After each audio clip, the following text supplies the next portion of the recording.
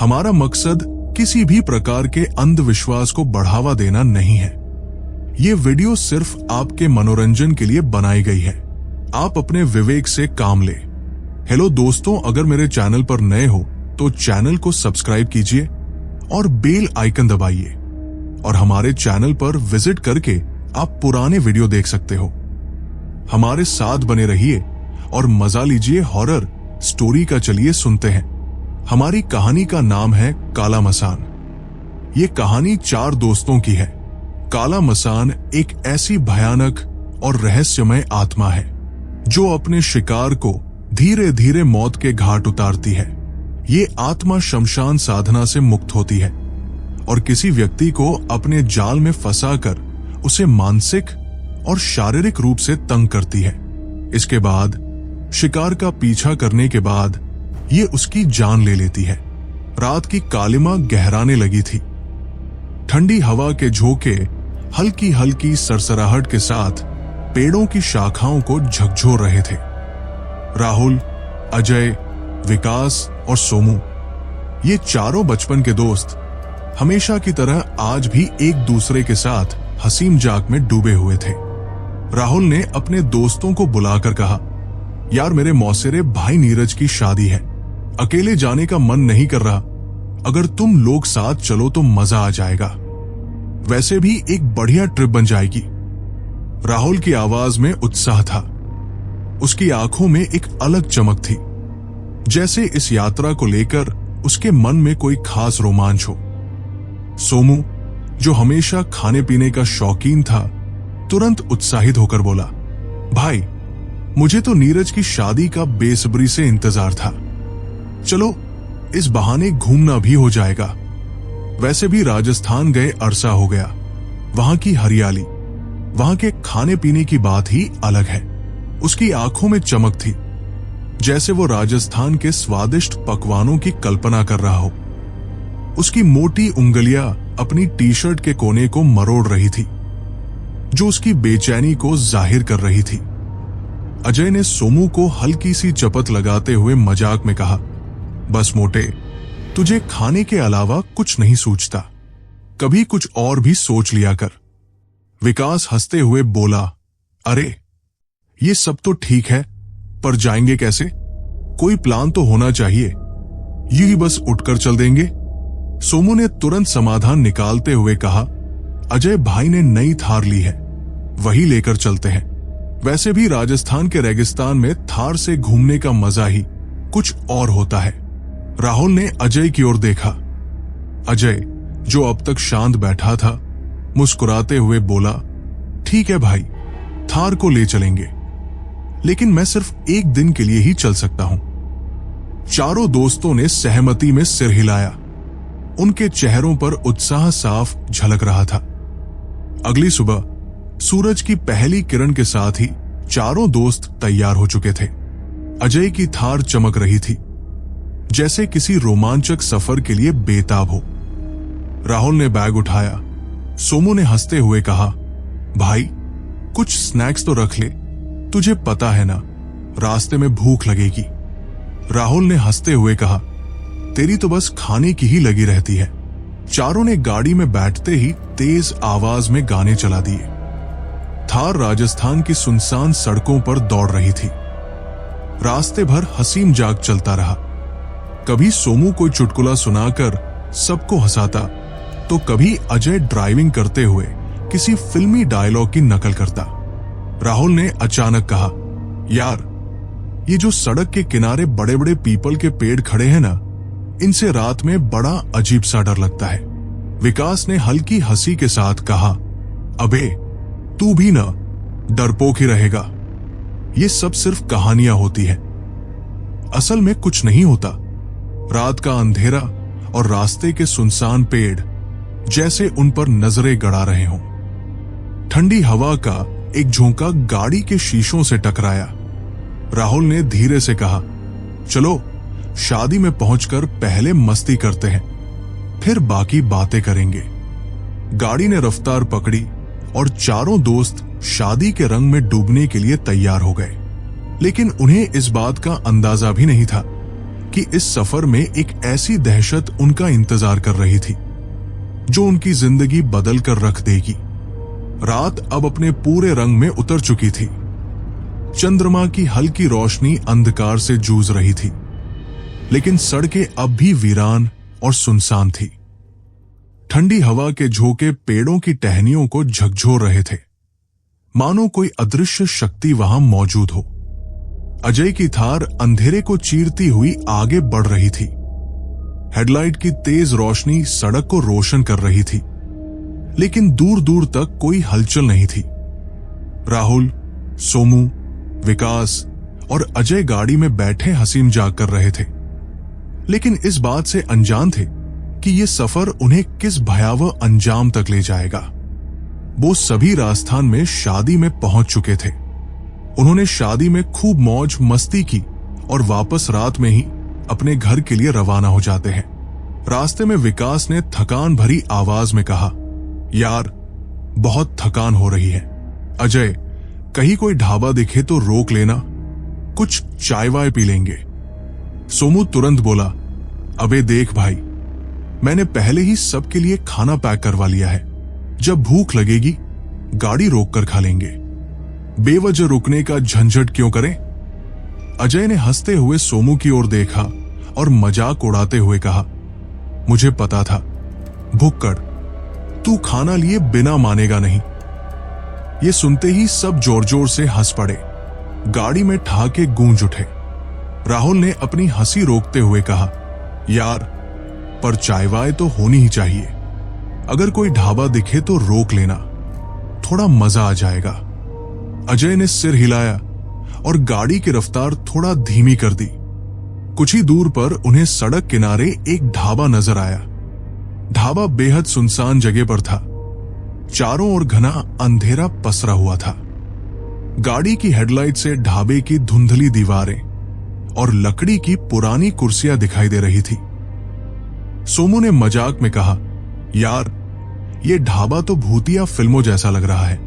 राहुल हंसते हुए बोला, अबे ढाबा ही तो है, कोई शमशान नहीं। चलो देखते हैं क्या मिलता है।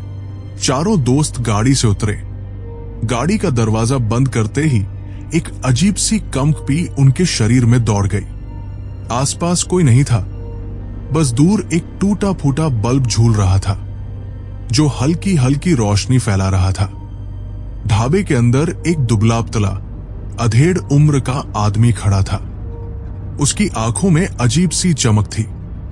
उसने बिना कुछ कहे चारों की ओर देखा, फिर धीमी आवाज में बोला, क्या लोगे बाबू? राहुल ने अपनी चुप्पी तोड़ते हुए कहा, 4 चाय बना दो और कुछ स्नैक्स भी दे दो। ढाबे वाला बिना कुछ कहे अंदर चला गया। विकास ने इधर उधर नजर दौड़ाई और धीरे से कहा, यार ये जगह कुछ अजीब सी नहीं लग रही? अजय ने मजाक उड़ाते हुए कहा, तू भी ना हमेशा डरपोक बना रहता है। कुछ ही मिनटों में चाय और स्नैक्स आ गए। सभी ने चाय के घूंट लिए, लेकिन तभी राहुल की नजर चाय के कप के किनारे पर गई। वहां कुछ अजीब सा काला धब्बा था। राहुल ने कप उठाकर गुस्से से कहा, यह क्या है? चाय साफ सुथरी नहीं बना सकते क्या? ढाबे वाला धीरे से बोला, बाबू यहां की मिट्टी ऐसी ही है, सफाई करने के बाद भी धूल उड़ ही जाती है। लेकिन राहुल को यह जवाब पसंद नहीं आया। उसने तेज आवाज में कहा, मतलब हम गंदगी खाएं? कुछ भी बना दो और दे दो। ढाबे वाला कुछ कहता, इससे पहले ही अजय बोल पड़ा, राहुल छोड़ ना यार, जाने दे। लेकिन राहुल का गुस्सा बढ़ चुका था। उसने ढाबे वाले को धक्का दे दिया, जिससे वो पीछे की ओर गिर पड़ा। सोमू और विकास भी गुस्से में आ गए। चारों ने मिलकर ढाबे वाले को धक्का मुक्की शुरू कर दी। वो आदमी दर्द से कराह उठा, लेकिन उसकी आंखों में डर नहीं था, बल्कि एक अजीब सा गुस्सा था। एक ऐसा गुस्सा जिसे देखकर चारों दोस्तों को भी अजीब सा महसूस हुआ। चारों दोस्त गाली गलौज करते हुए वापस गाड़ी की ओर बढ़े, लेकिन जैसे ही वे गाड़ी के पास पहुंचे, तभी पीछे से ढाबे वाला लहूलुहान हालत में बाहर आया। उसकी आंखों में भयंकर आक्रोश था। उसके चेहरे पर खून की धार बह रही थी, लेकिन उसकी आवाज में डरावनी थी। वो कांपती आवाज में बोला, तुमने मुझ पर हाथ उठाकर अपनी मौत को दावत दी है। तुम्हारी मौत बहुत दर्दनाक होगी। मैं तुम्हें किसी भी कीमत पर नहीं छोड़ूंगा। तुम्हारा अंजाम बहुत भयानक होगा। मैं तुम्हें तिल तिल कर मारूंगा। उसकी आंखें जल रही थी, उसके होंठ बुदबुदा रहे थे, मानो वो कोई शाप दे रहा हो। सोमू, जो आमतौर पर मजाकिया स्वभाव का था, इस बार गुस्से में आ गया।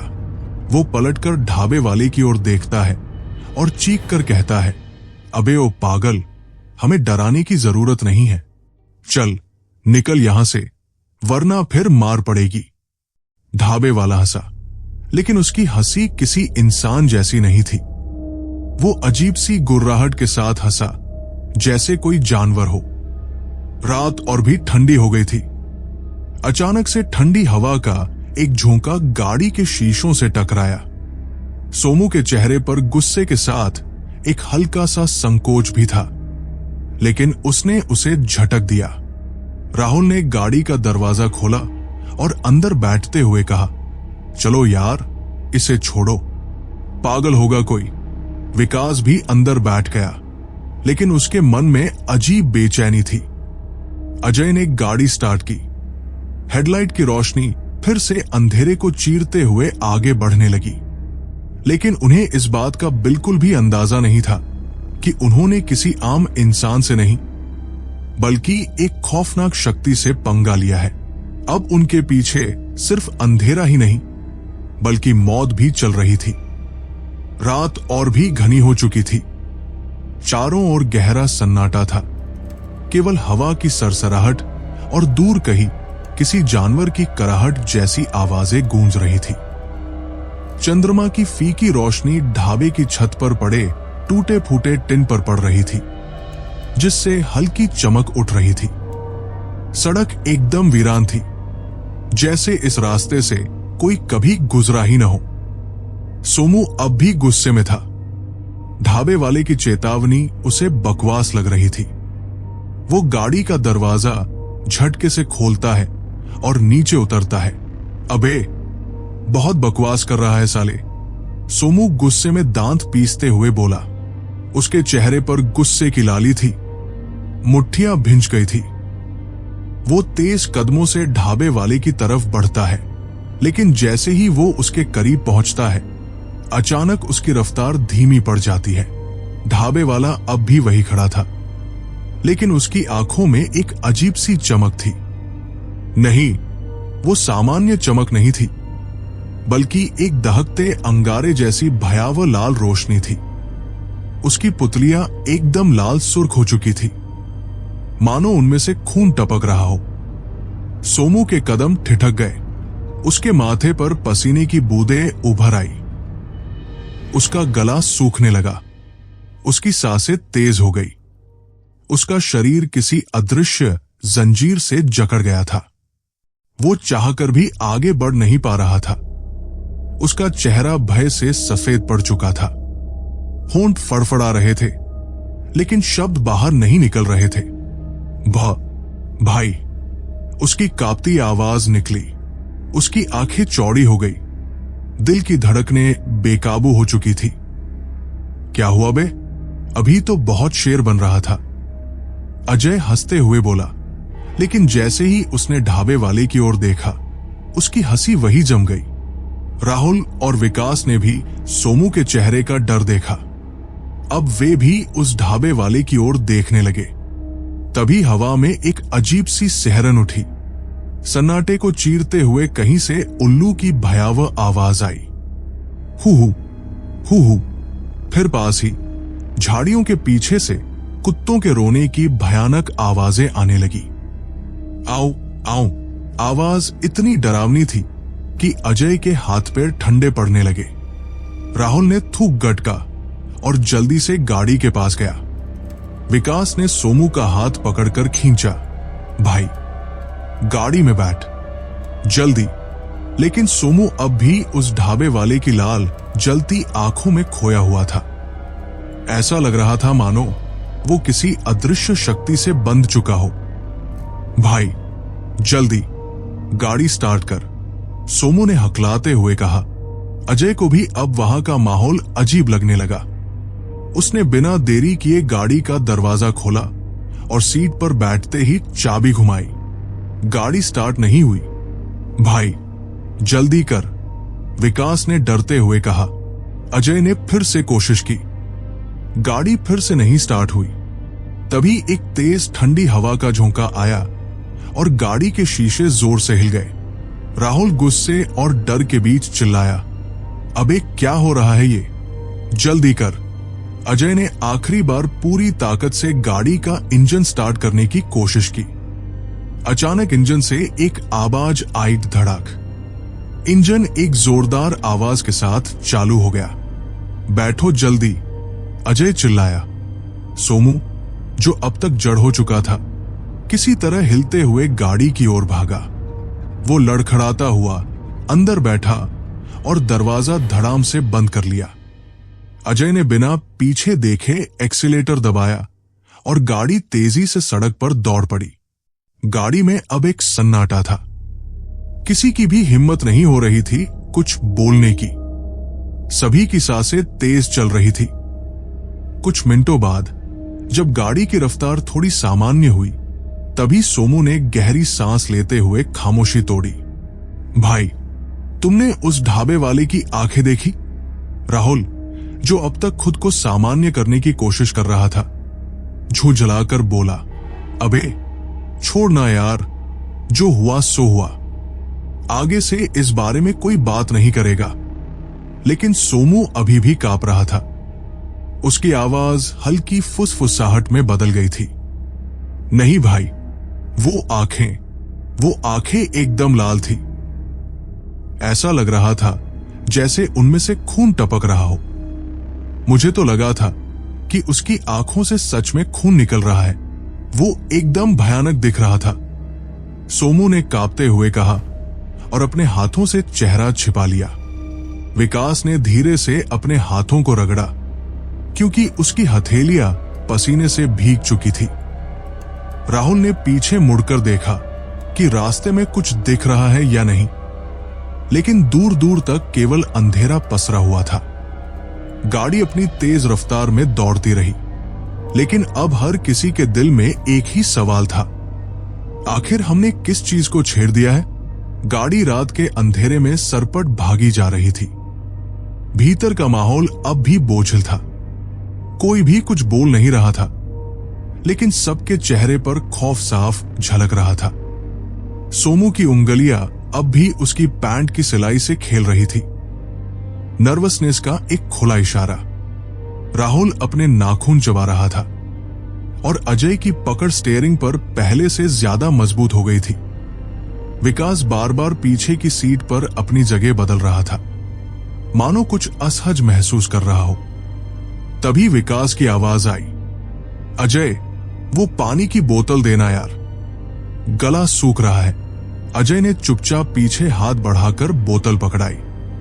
विकास ने जल्दी से केप खोला और पानी का एक घूंट भरा, लेकिन धत तेरी की, विकास ने पानी तुरंत ही मुंह से बाहर थूक दिया। उसकी आंखें चौड़ी हो गई और उसका चेहरा कड़वाहट से बिगड़ गया। भाई, ये क्या था? मेरा गला जल गया, उसने गले पर हाथ रखते हुए घबराई आवाज में कहा। सोमू, जो अब तक चुप था, तुरंत पूछ बैठा, क्या हुआ? विकास ने हाफते हुए जवाब दिया, भाई, ये पानी उबल रहा है, बहुत गर्म है। राहुल ने हैरानी से अपनी बोतल उठाई और हल्के से छूकर देखा। साला, ये तो सच में उबल रहा है। राहुल ने डर से बोतल फेंक दी। सोमू ने जल्दी से अपनी बोतल उठाई और उसे छूते ही उसकी आंखें फटी रह गई। भाई, ऐसा लग रहा है जैसे अभी अभी किसी ने इसे आग पर रखा हो। गाड़ी के अंदर अब बेचैनी बढ़ती जा रही थी। किसी को समझ नहीं आ रहा था कि ऐसा कैसे हो सकता है। महज कुछ मिनट पहले यही पानी बिल्कुल सामान्य था। अजय, जो अब तक चुप था, गुस्से से बोला, अबे कोई भी ये डरावनी बातें मत करो। शायद बोतलें किसी वजह से गर्म हो गई होंगी। लेकिन तभी भयानक बदबू का एहसास। गाड़ी के अंदर एक अजीब सी बदबू भरने लगी। विकास ने सबसे पहले नाक सिकोड़कर कहा, अबे ये कैसी बदबू आ रही है? सोमू ने भी नाक पकड़ ली। बदबू इतनी भयानक थी कि मानो किसी सड़े हुए मांस के टुकड़े को महीनों तक सड़ने के लिए छोड़ दिया गया हो। राहुल ने उबकाई लेते हुए मुंह पर हाथ रख लिया। भाई, कहीं तेरी गाड़ी में कोई चूहा वूहा तो नहीं मर गया? अजय झुंझलाकर बोला। अबे, अगर कोई चूहा मरा होता तो बदबू पहले से आती। ये अभी क्यों आ रही है? अब तो गाड़ी के अंदर बैठना भी मुश्किल हो रहा था। सभी ने सीटों के नीचे, डैशबोर्ड और हर कोने में देखा, लेकिन कोई भी मरा हुआ जानवर नहीं मिला। गाड़ी के अंदर मौजूद हवा इतनी भारी और घुटन भरी हो चुकी थी कि सबका दम घुटने लगा था। तभी सोमू की नजर अपने पास रखे खाने के पैकेट पर पड़ी। उसने धीरे से उसे उठाया और पैकेट खोला, और जो उसने देखा उसकी रीढ़ में ठंड उतर गई। खाने में कीड़े रेंग रहे थे। चावल जो उसने शादी वाले घर से पैक करवाए थे अब काले पड़ चुके थे। उनमें जगह जगह हरी और काली फफूंदी जमी थी। सब्जी एक अजीब से सड़े हुए लिक्विड में बदल चुकी थी। सोमू का पूरा शरीर सुन्न हो गया। ये क्या बकवास है? उसने कांपती आवाज में कहा। राहुल और विकास ने झांक कर देखा और दोनों को उबकाई आ गई। अजय ने गाड़ी रोककर झटके से दरवाजा खोला और बाहर निकल आया। राहुल ने मुंह दबाते हुए कहा, अबे ये वही खाना है ना जो तूने शादी के बाद अंकल से पैक करवाया था? सोमू की आंखें फटी रह गई। उसने घबराकर कहा, भाई ये खाना मैंने सिर्फ 2 घंटे पहले पैक करवाया था। फिर ये इतनी जल्दी खराब कैसे हो सकता है? अजय ने घूरकर खाने की ओर देखा और फिर सख्त लहजे में बोला, ये कोई आम बात नहीं है। कुछ तो बहुत गड़बड़ हो रहा है हमारे साथ। खाने की बदबू अब और भी तेज हो गई थी। सोमू ने घबराकर वो पैकेट बाहर फेंक दिया। धप की आवाज के साथ टिफिन बाहर गिरा। जैसे ही खाना जमीन पर गिरा, सभी ने देखा कि कीड़े और भी तेजी से उसमें से निकलने लगे, मानो वो उसी पल सड़ने लगा हो। गाड़ी के अंदर एक अजीब सन्नाटा छा गया। सभी दोस्त अब एक दूसरे को देखने लगे। उनके चेहरों पर तनाव, भय और उलझन साफ झलक रही थी। अजय ने गहरी सांस ली और धीरे से कहा, हमें तुरंत यहां से निकलना होगा। राहुल ने सिर हिलाया। विकास ने अपनी हथेलियां आपस में रगड़ी, जिससे उसके भीतर के डर का एहसास हुआ। सोमू ने गाड़ी की खिड़की से बाहर देखा। दूर अंधेरे में किसी चीज की हल्की सी हलचल महसूस हुई। कुछ उनके साथ है। वो हलचल इंसान की थी या किसी परछाई की, ये वो साफ नहीं देख पाया, लेकिन उसकी धड़कनें एक बार फिर तेज हो गई। गाड़ी के इंजन की आवाज अब और भी जोर से गूंजने लगी थी।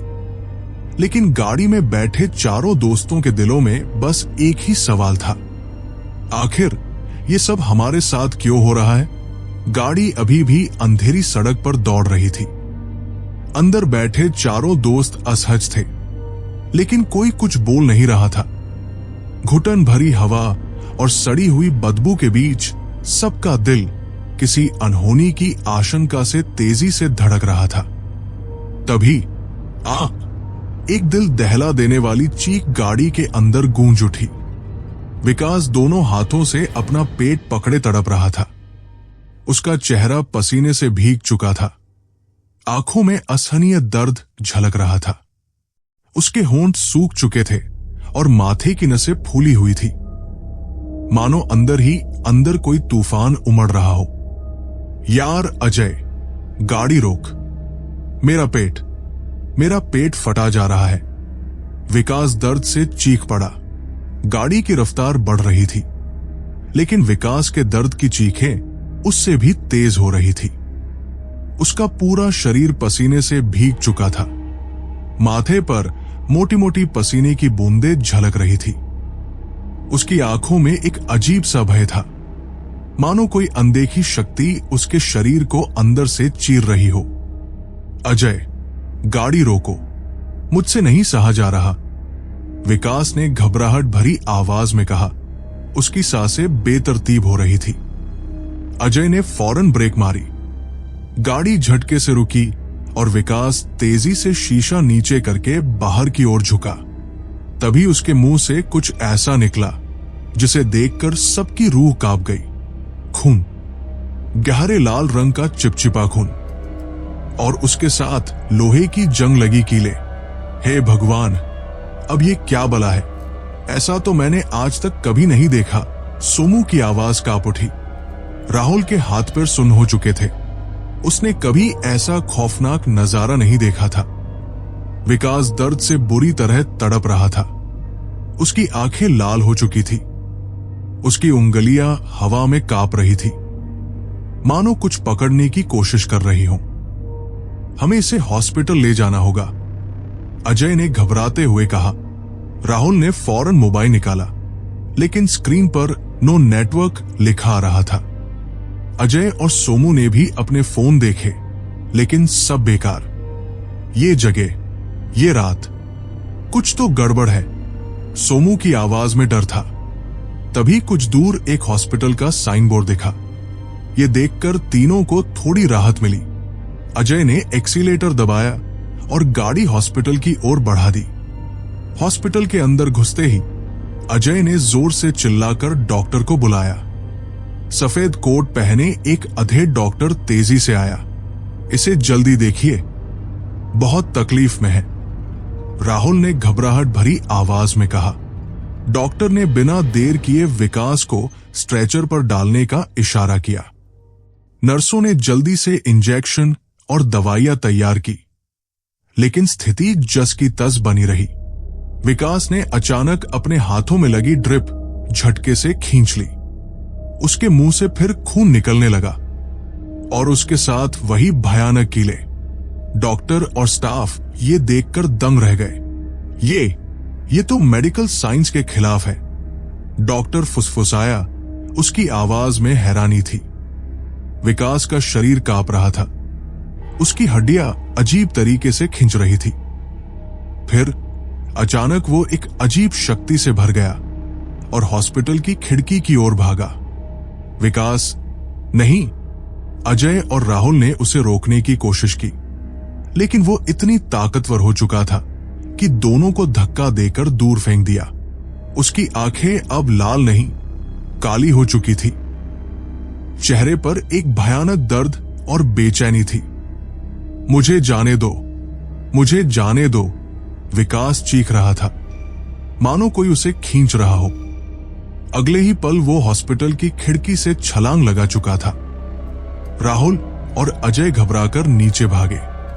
सड़क पर खून का ताला बन चुका था। विकास की टूटी फूटी लाश पड़ी थी। वो मर चुका है, अजय की आवाज कांप रही थी। राहुल के चेहरे से पसीना टपकने लगा। उसके गले से आवाज नहीं निकल रही थी। वे किसी तरह विकास की लाश को उठाकर गाड़ी में रखते हैं और घर लौट जाते हैं। रात के सन्नाटे में सोमू ने धीरे से कहा, मुझे लगता है ये सब उस ढाबे वाले के अभिशाप की वजह से हो रहा है। अजय ने सहमति में सिर हिलाया। हां, जब से हमने उससे झगड़ा किया है, अजीब घटनाएं हो रही हैं। राहुल ने झुंझलाकर कहा, तुम दोनों पागल हो क्या? ये सब अंधविश्वास है। लेकिन इसके बाद जो हुआ, उसने राहुल की भी बोलती बंद कर दी। रात को जब वे सोने की कोशिश करते, कोई परछाई उनके बेड के पास खड़ी मिलती। कई बार अचानक कमरे में ठंडक बढ़ जाती। उनकी खिड़कियां खुद ब खुद खुलने लगती। फिर एक रात की बात है, सोमू अपने कमरे में बैठा हुआ आराम कर रहा था। तभी सोमू को अपने आसपास किसी के होने का एहसास होता है। सोमू को लगा कि कोई उसके कमरे में है। उसने डरते डरते पलटा। कोई काला साया कोने में खड़ा था। उसकी लाल आंखें जल रही थी। तू अब ज्यादा दिन जिंदा नहीं रहेगा, उसे देखकर सोमू की हालत पतली हो गई। उसके दिल की धड़कन तेजी से धड़कने लगी। वो बिस्तर से उठकर इधर उधर देखने लगा, पर अब वो काला साया वहां से गायब हो चुका था। सोमू अपनी आंखों को बार बार मल रहा था। उसे लगा कि शायद मैं कोई सपना तो नहीं देख रहा था। सुबह होते होते सोमू की तबीयत बिगड़ गई। उसका चेहरा पीला पड़ गया। आंखों के नीचे गहरे काले धब्बे उभर आए। वो लगातार कमजोर होता जा रहा था। डॉक्टरों ने हर तरह के टेस्ट किए, लेकिन कुछ भी पता नहीं चला। एक रात हॉस्पिटल में सोमू ने कांपते हुए अजय और राहुल से कहा, मैंने उसे देखा है। वो एक भयानक काला शैतान है। वो मुझसे कहता है कि मुझे अपने साथ ले जाएगा। राहुल और अजय सकते में आ गए। तू डर मत, हम कल ही महाकाल मंदिर के पुजारी जी से मिलेंगे। अजय ने भरोसा दिलाया, लेकिन सुबह से पहले ही सब कुछ खत्म हो गया। रात के 2 बजे हॉस्पिटल से राहुल के पास फोन आया। डॉक्टर की आवाज ठंडी थी। सोमू अब इस दुनिया में नहीं रहा। राहुल के हाथ से फोन गिर पड़ा। उसके पूरे शरीर में झुरझुरी दौड़ गई। उसने कांपते हाथों से अजय को फोन किया, तू हॉस्पिटल आ जल्दी। क्या हुआ? सोमू ठीक तो है? अजय ने घबराकर पूछा। राहुल का गला सूख चुका था। उसने बस इतना कहा, तू बस जल्दी आ। दोनों भागते हुए हॉस्पिटल पहुंचे। डॉक्टर ने कहा, उसकी मौत बहुत अजीब तरीके से हुई है। उसके शरीर में खून का एक कतरा भी नहीं बचा था। ऐसा लग रहा था जैसे किसी ने पूरा खून चूस लिया हो। राहुल और अजय के पैरों तले जमीन खिसक गई। सोमू की लाश को देखते ही उनका खून ठंडा पड़ गया। उसकी आंखें लाल हो चुकी थी। चेहरा दर्द से भरा था। उसकी गर्दन टेढ़ी थी, जैसे मरने से पहले उसने किसी भयानक चीज को देख लिया हो। वो अब तक अपने 2 दोस्तों को खो चुके थे। राहुल और अजय के दिलों में अब भी अपने दोस्तों की असामान्य मौतों का खौफ समाया हुआ था। उनका मानना था कि मौत ने उनका पीछा किया था और अब उनकी बारी थी। रात के सन्नाटे में जब एक अजीब सी ठंडक कमरे में पसरी थी, राहुल ने फैसला किया कि वो अब और डर नहीं सकता। उसने अपने पिता से सारी घटनाओं को बताया।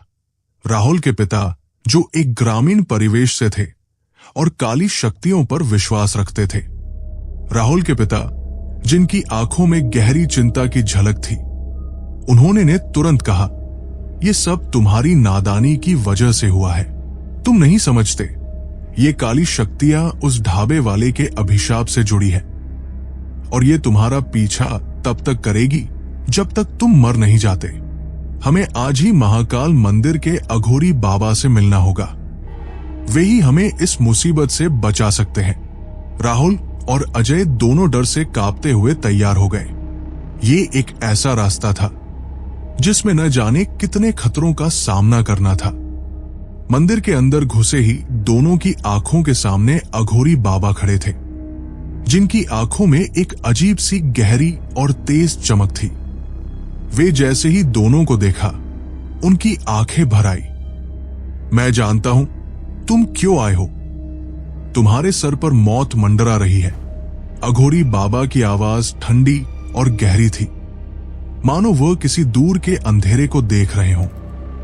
राहुल और अजय ने घबराकर बाबा के पैरों में गिरते हुए मदद की गुहार लगाई। उनका दिल दहक रहा था, मानो उनके भीतर की रूह भी चिल्ला रही हो, बाबा हमारी मदद करें, हमें बचा ले। राहुल की आवाज कांप रही थी। उसका चेहरा मुरझाया हुआ था और शरीर कांप रहा था। अघोरी बाबा ने आंखें बंद की और गहरी सांस ली। फिर उन्होंने कहा, तुम दोनों पर काले मसान को छोड़ा गया है। उन दोनों ने पूछा कि बाबा ये काला मसान क्या होता है। बाबा ने कहा, ये काला मसान एक ऐसी प्रेतात्मा है, ये जिस पर भी सिद्ध करके छोड़ी जाती है, उसकी मौत बहुत दर्दनाक होती है। काला मसान अपने शिकार को धीरे धीरे खत्म करती है। ये तुम्हारे सपनों में आकर तुम्हें सोने नहीं देती। ये मसान कभी पीछे नहीं हटता, अगर इसे वापस भेजा जाए तो ये साधक की बलि ले लेता है। राहुल और अजय का दिल दहकने लगा। उनके शरीर में जैसे सारा खून ठंडा हो गया हो। तो क्या हमें मरना होगा? अजय ने डरते हुए पूछा। अघोरी बाबा ने गहरी दृष्टि से उन्हें देखा और कहा, यह शाप बहुत खतरनाक है। इसे साधना से रोका जा सकता है, लेकिन इसके लिए तुम्हें 7 दिनों तक घर में बंद रहना होगा। तुम बाहर नहीं निकल सकते। ये शाप तब तक तुम्हारा पीछा करेगा जब तक कि तुम्हें मार नहीं देगा। लेकिन मैं ये काला धागा दे रहा हूं। जब तक तुम काले धागे को अपने हाथ में पहन कर रहोगे, तब तक ये काला मसान तुम्हारा कुछ नहीं करेगा। अजय ने कहा, क्या ये काला मसान हमारा पीछा करेगा? अघोरी बाबा ने एक लंबी सांस ली और कहा, यह मसान कोई सामान्य शक्ति नहीं है। ये एक काली शक्ति है जो शमशान साधना से काबू की जाती है। ये शक्ति एक साधक के द्वारा अपने जीवन की खतरनाक साधनाओं से काबू की जाती है। फिर उन्होंने काले धागे की एक छोटी सी गांठ दोनों को दी और कहा, इस काले धागे को हमेशा अपने हाथ में पहन कर रखना। अगर ये काला धागा तुम्हारे हाथ से उतर जाए तो तुम एक कदम भी नहीं बढ़ाना। तुम्हारी जान को खतरा हो सकता है। राहुल और अजय दोनों ने सिर झुकाकर बाबा का आशीर्वाद लिया। अब उनके अंदर कुछ और भी था। एक डर जो उन्हें लगातार काट रहा था। वे घर लौट आए। घर लौटने के बाद दोनों ने अघोरी बाबा की बातों को सच्चाई के रूप में स्वीकार लिया। अब वे दोनों पूरी तरह से अंधेरे में थे। वे घर में बंद थे, जैसे दरवाजों पर एक कड़ा ताला पड़ा हो जो उन्हें दुनिया से पूरी तरह से अलग कर देता। राहुल और अजय दोनों अपने हाथों में काले धागे को कसकर पकड़े हुए थे। रात में एक अजीब सा डर मन में समाता था। वे सोने की कोशिश करते, लेकिन बार बार उस काले मसान का चेहरा उनकी आंखों के सामने घूमने लगता। उनका मन हर समय डर और चिंता से भर जाता था। क्या ये काला धागा हमें बचा पाएगा? अजय ने डरते हुए पूछा। उसकी आवाज में डर और थकावट थी। राहुल ने चुपके से उसका हाथ पकड़ा। हमें किसी भी हालत में बाहर नहीं निकलना है। बाबा ने कहा है, अगर हम इस धागे को छोड़ देंगे तो हम मर जाएंगे। हर पल ये डर था कि कहीं उनकी मौत ना आ जाए। राहुल और अजय दोनों अपनी जान बचाने के लिए हर रोज अपने डर से जूझ रहे थे। 7 दिन तक घर में बंद रहना, काले मसान के शाप को सहना और फिर भी बाहर न निकलने का डर उन्हें किसी गहरे अंधेरे में डाल चुका था। ये 7 दिन उनकी जिंदगी का सबसे भयानक समय था। रात का समय था और दोनों बिस्तर पर लेटे थे। अचानक एक अजीब सी आवाज उनके कानों में पड़ी, मानो कोई उन्हें पुकार रहा हो। राहुल ने अपनी आंखें खोली और डरते हुए अजय को देखा। क्या तुमने भी सुना? अजय का चेहरा सफेद था।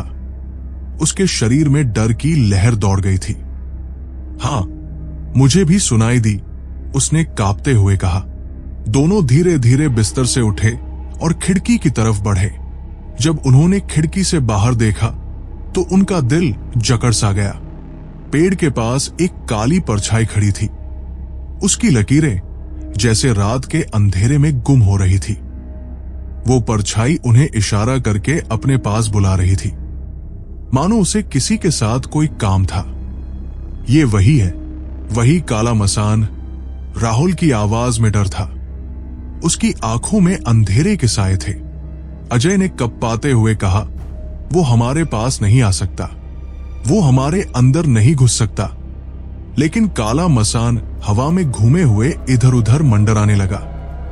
उसके आंखों से लाल लाल चिंगारियां निकल रही थी। ऐसा लगता था जैसे उसकी आंखों में जलते हुए कोयले हों। उसकी आंखें एक अंधेरे अंजार की तरह जल रही थी। उसका मुंह खुला हुआ था और उसके मुंह से वो भयानक आवाजें निकल रही थी, जिन्हें सुनकर शरीर के रोंगटे खड़े हो जाते थे। आवाज जैसे कंकड़ों से छन छन के आ रही हो, जो किसी के दिल को कचोटने वाली हो। राहुल और अजय दोनों का दिल बैठ गया। उनके शरीर से पसीने की धार बह रही थी, लेकिन दोनों ने डर पर काबू पाया। वे जानते थे कि अगर उन्होंने डर के सामने घुटने टेके तो काला मसान उन्हें खत्म कर देगा। हम नहीं डरेंगे, हम उसे हराएंगे, अजय ने डटे रहते हुए कहा। उसकी आवाज में एक अजीब सा साहस था। राहुल ने भी उसी साहस के साथ उसे सहारा दिया। हम कहीं नहीं जाएंगे, हम उसे हराएंगे। दोनों ने तय किया कि वे घर से बाहर नहीं निकलेंगे। 7 दिन तक उन्होंने काले मसान का सामना किया।